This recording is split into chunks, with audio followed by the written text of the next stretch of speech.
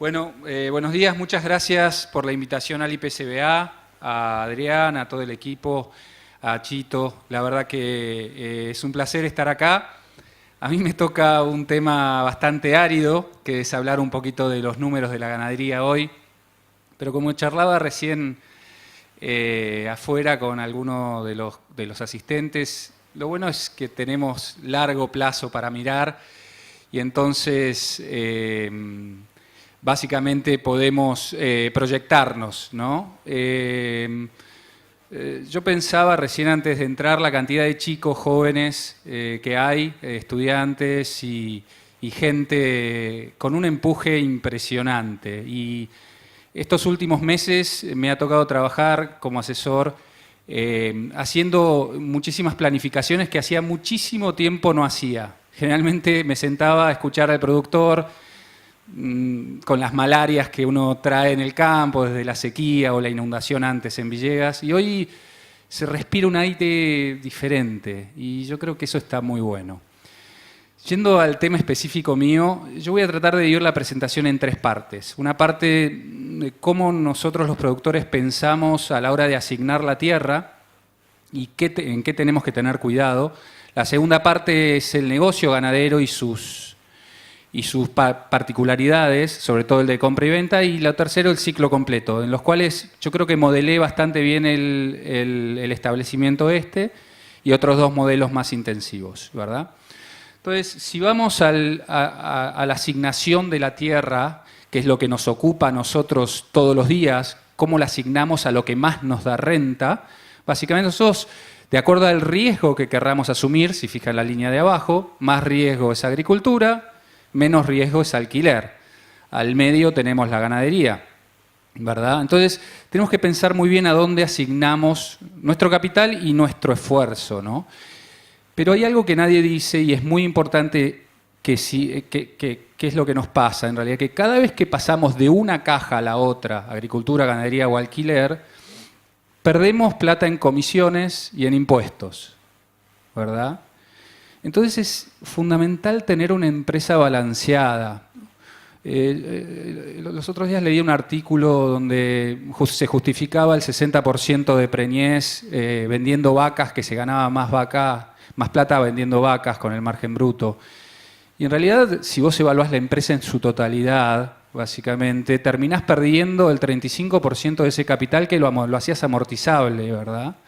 Entonces es muy importante mirar todo el sistema y estar bien balanceado, tanto en IVA como en ganancias, como en ingresos brutos, ¿no?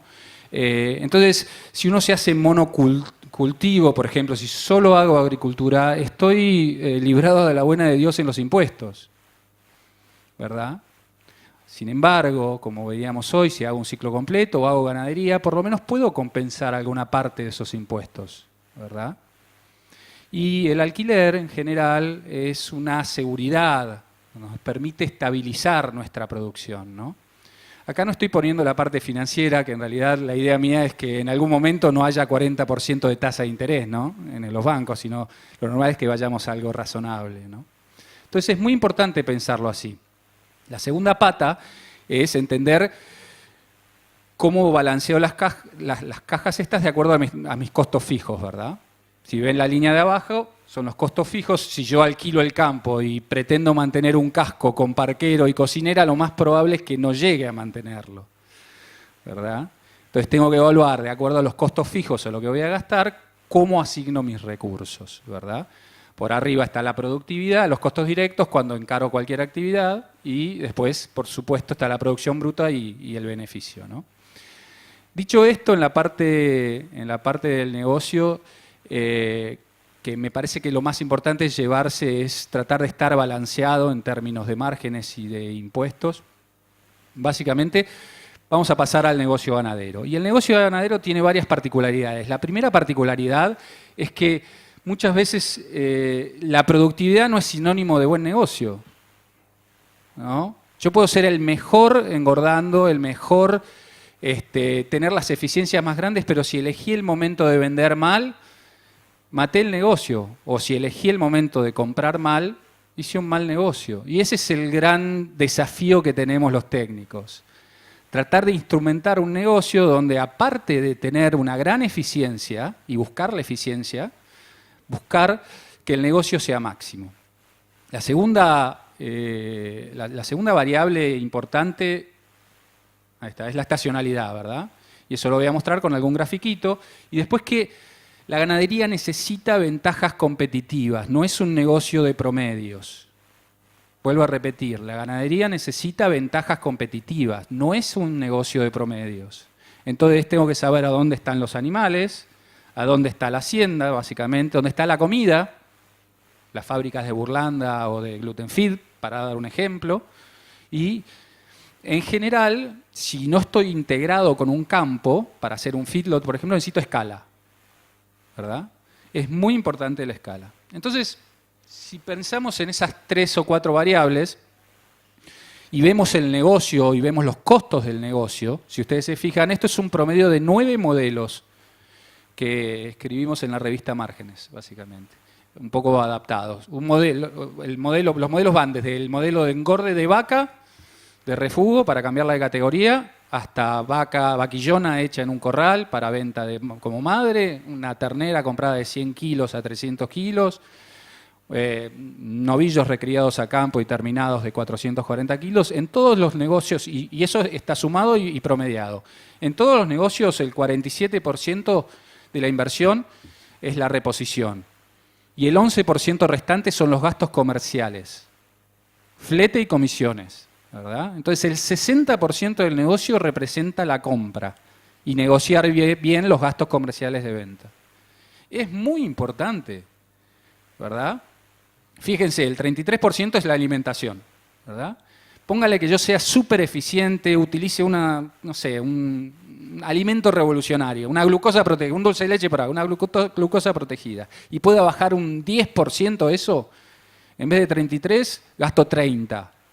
Sin embargo, el 60% del negocio me lo define cómo compro y cómo vendo y cómo negocio mis gastos comerciales, ¿verdad? Entonces es muy importante entender cuándo realizar el negocio y tener el margen, cuándo mantenerse en ganadería, básicamente, volver a comprar, y cómo instrumentarlo. Entonces, como decía, el negocio es bien estacional, básicamente. La compra del número índice, que es a mano izquierda, dice, por ejemplo, si yo compro un 5 o un 10% arriba del precio promedio del año, o un 5 o un 10% abajo del promedio de compra del año. Si se fijan, en el primer semestre del año se compra bien barato, terneros, el segundo semestre del año se compra más caro. Entonces voy a intentar toda la reposición que yo tenga que hacer, tratar de hacerla en el primer semestre, por supuesto. Fíjense cómo actúan las ventas. Las ventas generalmente no tienen diferencias durante el año. O sea, yo vendo muy parecido durante el año, un poquito mejor los primeros días de los primeros meses de otoño y algo mejor durante la primavera ¿no? Pero generalmente no tenés diferencias. Ahora, cuando yo decido, ¿qué quiere decir realizar el negocio? Lo que quiere decir es salirme, ¿verdad? Entonces, cuando yo decido salir del negocio, realizo el margen, me pongo la plata en el bolsillo, no vuelvo a recomprarme. Entonces, la relación compra-venta sirve para saber cuándo realizo el negocio y cuándo me tengo que quedar en ganadería. Cuándo vendo y tengo que volver a recomprar o tengo que volver por lo menos a estar en el negocio. Y eso es lo que marca la relación compra-venta, básicamente. Y fíjense que el primer semestre del año es menor, básicamente indica, cuanto menor relación compra-venta, vendo mejor de lo que compro, ¿no? Entonces indica que el primer semestre del año es para hacer los negocios y mantenerse en el negocio, ¿verdad? Y el segundo semestre del año es para no comprar, básicamente, vender pero no comprar. Entonces esa es la particularidad de la estacionalidad de nuestro negocio. Lo segundo es, ¿a dónde está la hacienda? ¿Qué tan cerca está la hacienda de donde yo estoy? ¿Verdad? Y eso es un cuadro del 2015, básicamente, donde marca los colores más oscuros, es donde está la hacienda en la Argentina, básicamente, y los colores más claros es donde hay menos hacienda. Fíjense que todo alrededor de Buenos Aires, esta zona está bien cargada de hacienda. O sea, ustedes tienen ventajas competitivas para hacer ganadería. La hacienda está al lado, ¿verdad?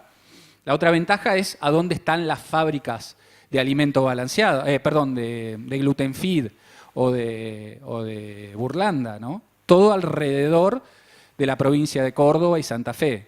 Entonces, la gente que está cerca de esas plantas de producción de subproductos baratos tienen ventajas, mejores ventajas que yo que estoy en Villegas, por ejemplo, ¿no?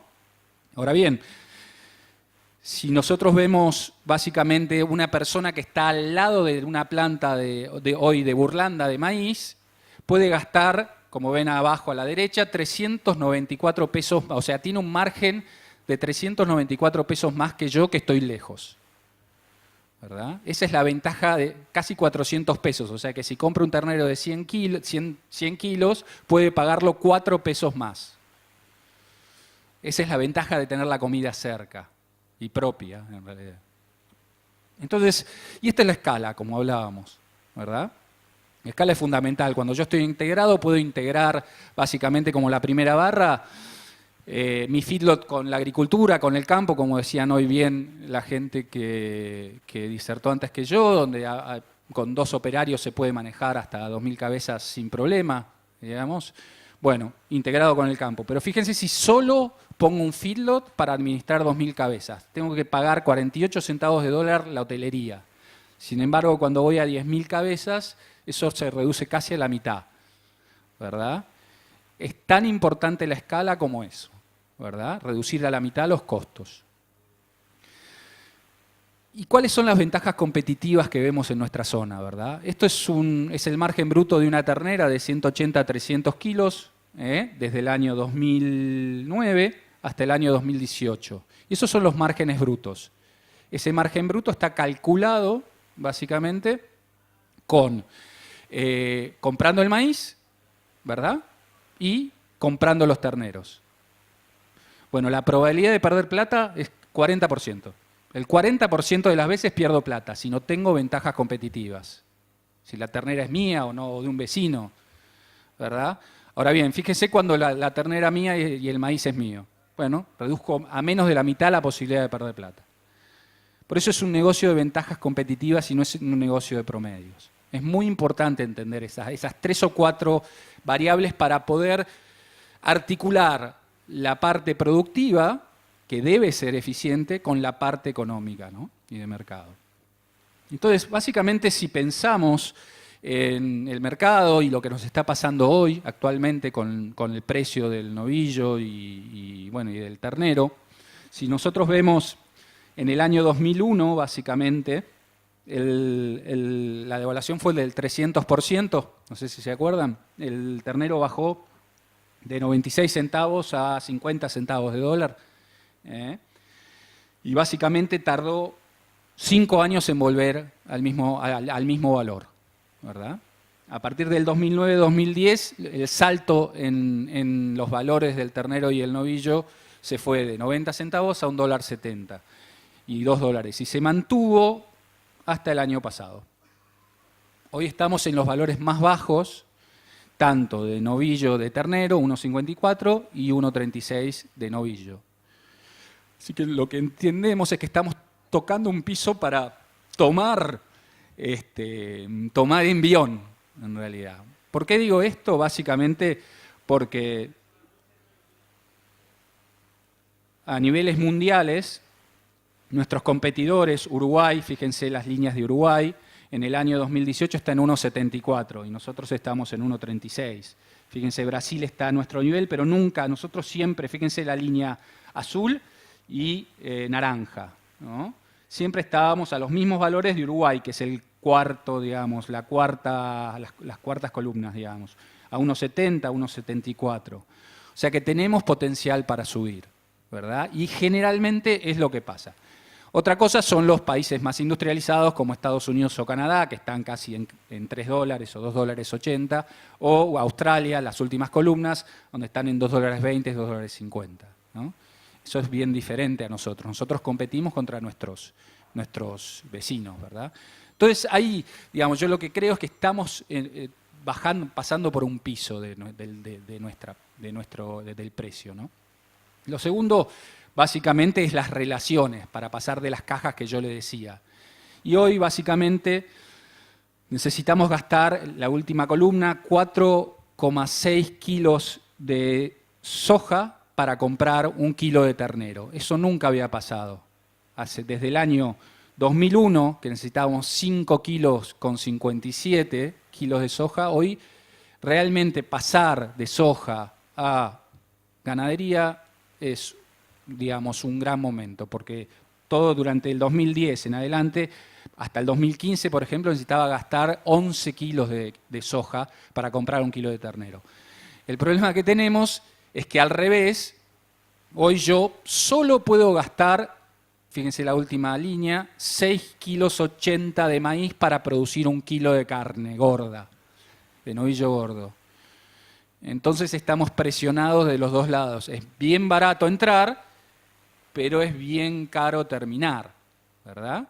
Fíjense, durante el 2015 podíamos agarrar maíz en un balde y tirarle 18 kilos por animal por kilo producido. Ahí surgieron los autoconsumos, surgió un montón de técnicas donde el maíz se utiliza, básicamente, a discreción. Hoy los números dictan a donde hay que tratar de cuidarlo, ¿verdad? Y ser lo más eficiente posible, ¿no? Entonces, mostrando estas distintas relaciones y estas eficiencias, es muy importante tomarlas en cuenta para diseñar un modelo ganadero. Entonces, básicamente, si vamos derecho viejo al ciclo completo, lo que voy a tratar de explicar es cuáles son las ventajas que tiene encarar el ciclo completo. Digamos, me estoy distrayendo. Encarar el ciclo completo, digamos, como sistema de producción. Lo que hice, traté de armar 3 modelos. Uno de los modelos es parecido al que se realiza en este establecimiento. El segundo modelo es un modelo donde uno cría y después va derecho viejo al feedlot a terminar, sin recría, a pasto. Y el tercer modelo es un modelo más tradicional, donde se cría, se recría a pasto y se termina, ¿cómo se llama? Suplementando novillos. Entonces, esos son los 3 modelos que voy a tratar de explicar cuáles son las claves que hay que mirar para hacer el negocio, ¿verdad? Lo bueno del ciclo completo es que tiene varias ventajas, ¿no? Perdón. Sí, varias ventajas. Lo primero es que uno tiene que tratar de sectorizar la producción, ¿verdad? Entonces, nosotros tenemos la parte de cría, donde tenemos que encontrar algún índice para medir, y en realidad para mí es el porcentaje de destete en la parte productiva, fundamental. Tenemos la recría, básicamente, donde en realidad el engorde diario es fundamental para poder saber cuál es la tasa de interés que tiene mi capital. Y piénsenlo de esta forma: yo pongo un ternero que vale 5.000 pesos y si gana 500 gramos por día, básicamente, está ganando 20 pesos por día, ¿verdad? 20 pesos por día está poniendo ese ternero, ¿no? Sale 5.000, gana 20, básicamente 5% de tasa de interés, ¿no? Básicamente, o hagámoslo en meses, 15 kilos al mes, ¿no? Y es muy importante cuidarlo porque el engorde que yo tenga en la parte de recría va a transferirse, digamos, y me va a hacer bien eficiencia en la parte de terminación. Y en la parte de terminación, generalmente lo que uno mide son los días, ¿no? Cuando vos entras a cualquier establecimiento, lo primero que se sabe es cuándo se encerraron y cuándo se o cuándo se terminaron, ¿no? Entonces es importante saber los días, eso me va a decir mucho. Más de 130 días quiere decir que están haciendo compensatorio en el corral, básicamente, y entonces la recría no funcionó del todo bien, ¿verdad? 90 días, 70 días, significa que yo hice una buena recría y entonces básicamente estoy haciendo una recría eficiente y un corral, generando un corral eficiente, ¿no? Entonces, el ciclo completo tiene varias ventajas. En términos de ingreso bruto, me permite vender en varias oportunidades del año y eso le da mucha estabilidad al planteo. Yo puedo vender los terneros al destete, puedo vender una recría de 300, 350 kilos o puedo seguirlos a terminación. Varias oportunidades, una gran ventaja, ¿verdad? La segunda gran ventaja, y que está despreciada básicamente, es que generalmente cuando yo produzco un alimento y tengo mis terneros no tengo costos comerciales. Y como van a ver, en el ciclo completo terminan siendo el 25% de nuestros costos, los costos comerciales, ¿verdad? Costos comerciales me refiero a comisiones, fletes, ¿no? respa, cenaza, etcétering, como diría un amigo mío que habla en inglés, me dice etcétering, etcétering. ¿Cómo se llama? Y lo malo que tiene, la desventaja que tiene el ciclo completo es la baja rotación de capital, ¿verdad? Rota despacio el capital. Lo máximo que yo puedo hacerlo rotar, digamos, cuando yo son 8 meses, 9 meses, contra un feedlot que lo rota cada 3 o 4.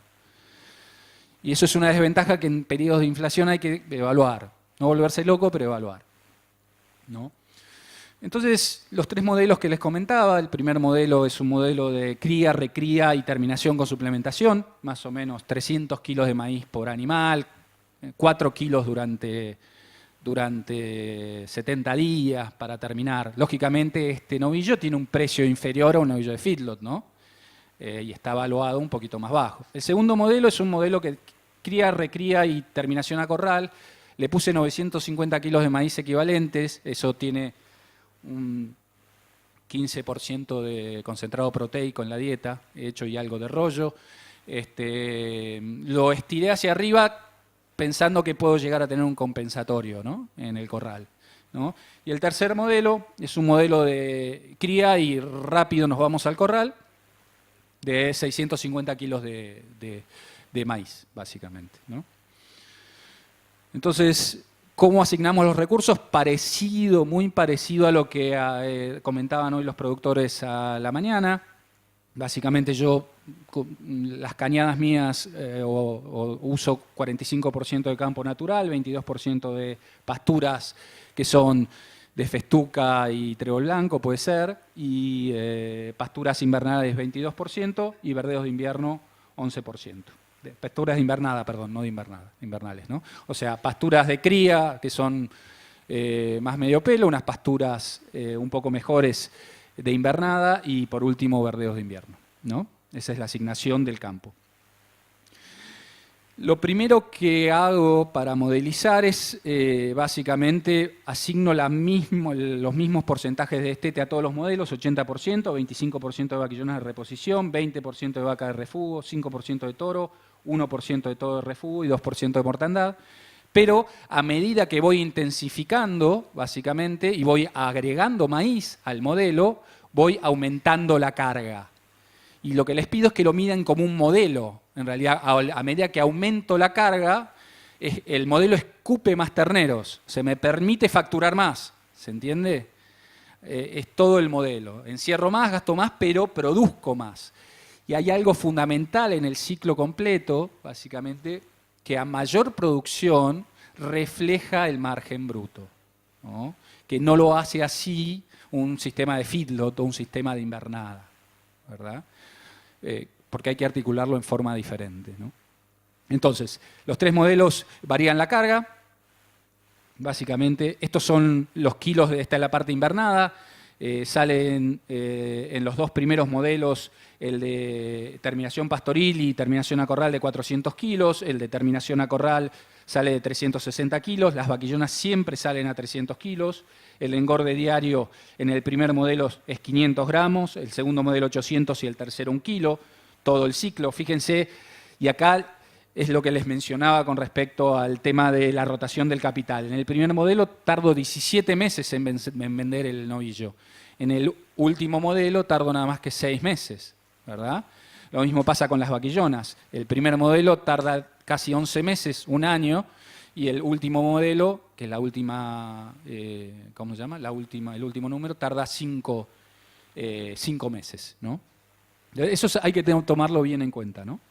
Eso es el gasto de alimentación, básicamente, en la parte pastoril, 300 kilos cada uno de los modelos, 1.100 en el de cría terminación a corral, acá está mal, es 950, perdón, la banda naranja, y 615 la terminación, y después el último modelo son 850 kilos de maíz y 615 para las hembras, ¿no? Fíjense la producción de carne. La producción de carne yo la desarticulo en cada una de las categorías. Al final están los 142, 214 o 269 kilos por hectárea, más o menos que mencionaba el productor. Hoy a la mañana decía más o menos produzco 230, 250. Bueno, está en en un modelo intermedio entre el de cría, recría y terminación a corral y el de cría y terminación a corral. Pero fíjense lo que influye en las vacas, en la producción de carne. El 30, casi el 40% son las vacas de refugo. Es muy importante esa categoría, que generalmente la dejamos un poco de lado, ¿no? O sea, engordarla o tomar la decisión. El problema que tenemos en los modelos de cría básicamente es cómo asignamos el alimento. ¿Se lo damos a la vaca? ¿Se lo damos a la recría? ¿Recriamos vaquillona? ¿Recriamos los novillos? ¿Verdad? Eso es lo más difícil que tenemos, esa es la decisión más difícil que tenemos. Bueno, la vaca tiene menor precio, por supuesto, que los novillos, pero influye drásticamente en la composición del margen bruto, de la producción de carne, ¿no? Bien.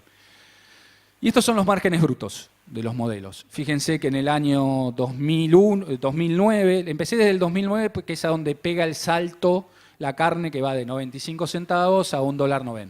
¿No? Entonces me parece que es bien representativo de lo que estamos viviendo. Fíjense, empezamos con márgenes muy parecidos en todos los modelos, de $80, entre 80 y $45, y fíjense 2017 y 2018.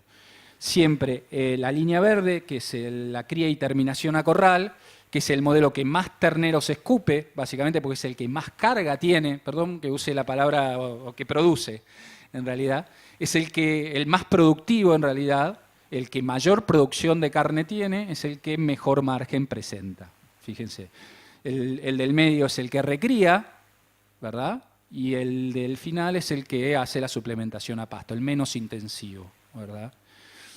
Pero si miramos los costos, fíjense que los costos son muy parecidos de los dos modelos de la línea verde y la línea naranja, que son los dos modelos más intensivos. Entonces, en realidad la diferencia es la productividad, ¿verdad? Lo que yo produzco. Entonces, a esa productividad, básicamente, yo creo que estamos analizando el momento de margen de peor, o el peor momento de margen del año, ¿no? O sea, estamos, yo creo, viviendo un momento de inflexión, ¿no? O sea, los precios son los más bajos de los últimos 10, ¿verdad? Así que yo creo que es todo para arriba. Es muy importante que se queden con esta figura, que los costos son muy parecidos. Entonces, si nosotros a un ciclo completo lo intensificamos, y lo intensificamos bien, para poder hacer animales más recriados, ¿no? Y más pesados, en realidad a campo, lo que necesito son condiciones de mercado, precio de venta, ¿verdad? Y lo más probable es que se inviertan esas curvas, ¿no? Pero si analizamos la composición de ese costo, básicamente, tenemos el suplemento o rollos casi que es el 40% de los tres modelos sumados, la producción del forraje el 29% y la sanidad el 31%. Pero me está faltando un costo muy importante, que es la parte comercial. Si yo meto la parte comercial, casi se me va el 25% de lo que gasto, de lo que invierto. Y es fundamental tenerlo en cuenta, porque básicamente yo produciendo forraje gasto un 27% o en suplementación un 23%. Ponele que pueda bajar con locura un 10%. La suplementación porque voy a ser más eficiente, bueno, no influye tanto como si yo le compro los animales al vecino y tengo menos flete, básicamente, o le vendo al frigorífico que está al lado, o armo una cadena comercial, ¿verdad? Así que bueno, eso es un poco lo que tengo para decir. Estos son los costos desagregados. Como colorario, digamos, lo importante cuando nosotros somos dueños de la tierra, básicamente, es asignar el capital de forma tal que permita tener una empresa balanceada de riesgo, tanto de riesgo como en términos impositivos y de facturación. Eso es muy importante, ¿no? El negocio ganadero es estacional, que requiere de ventajas competitivas que ustedes las tienen, y muchas, básicamente, y una escala, si es que no estoy integrado con el campo, una escala que se necesita para ser rentable, ¿no? El ciclo completo permite salir con distintas categorías en distintos momentos del año y le da estabilidad al planteo, y no solo eso, sino que permite aprovechar las ventajas comerciales de integrar la ganadería y la agricultura, ¿verdad? Fundamental. Y en términos de margen bruto, el negocio es mucho más estable que cualquiera de los de compra-venta, y la intensificación básicamente se refleja en el margen bruto, ¿no? Y no solo eso, el problema que tiene es que es de mediana a baja rotación de capital. Así que con eso, bueno, les agradezco mucho. Gracias por venir y nos estamos viendo. Muchísimas gracias, Juan Pablo Russi, por esta presentación.